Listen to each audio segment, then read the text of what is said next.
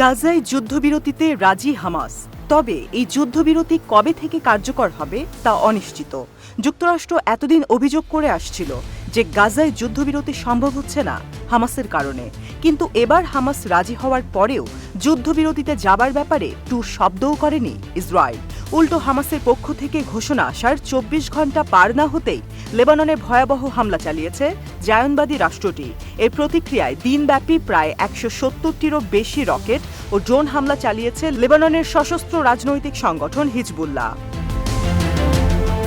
এদিকে গাজায় যুদ্ধবিরতি নিয়ে আশাবাদী হবার সম্ভাবনা থাকলেও তীব্র যুদ্ধের দিকে ধাবিত হচ্ছে পশ্চিম তীর। মূলত গত বছরের অক্টোবর থেকে গাজায় গণহত্যা চালানোর পাশাপাশি পশ্চিম তীরেও নির্বিচারে হত্যা, গ্রেফতার ও দখলদারিত্ব চালিয়েছে জায়নবাদী সেনারা।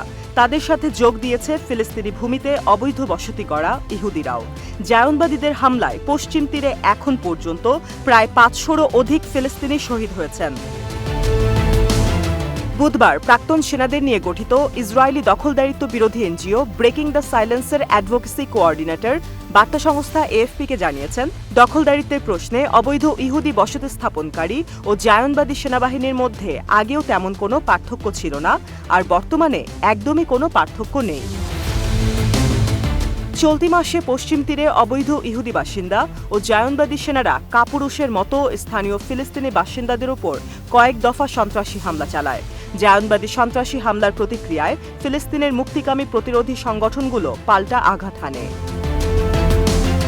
এর মধ্যে ফিলিস্তিনের মুক্তিকামী সংগঠন আল আকসা ব্রিগেডের মুখপাত্র আবু মোহাম্মদ চলতি সপ্তাহে এক বিবৃতিতে পশ্চিম তীর ও জেনিনে জায়নবাদী শত্রুদের মোকাবেলায় প্রস্তুতি নেওয়ার নির্দেশ দেন। সেই বিবৃতিতে আরও বলা হয়, যেখানেই অবৈধ ইহুদি বাসিন্দা ও সেনাদের পাওয়া যাবে সেখানেই হামলা করতে। এই বিবৃতির পর গত মঙ্গলবার থেকে জায়নবাদীদের ওপর একের পর এক হামলা করছে ফিলিস্তিনি সংগঠনগুলো। প্যালেস্টিনিয়ান ইসলামিক জিহাদের সামরিক শাখা আল কুদস ব্রিগেড গত মঙ্গলবার একটি টেলিগ্রাম বার্তায় জানায়, আমাদের যোদ্ধারা জেনিনে দখলদার সেনাবাহিনীর সেনাবহরকে লক্ষ্য করে বোমা বিস্ফোরণ ঘটায়। এতে বেশ কিছু ইহুদি সেনা হতাহত হয়। আমাদের যুদ্ধ চলবে এবং সব অঞ্চলে যুদ্ধের জন্য আমরা অস্ত্র হাতে প্রস্তুত।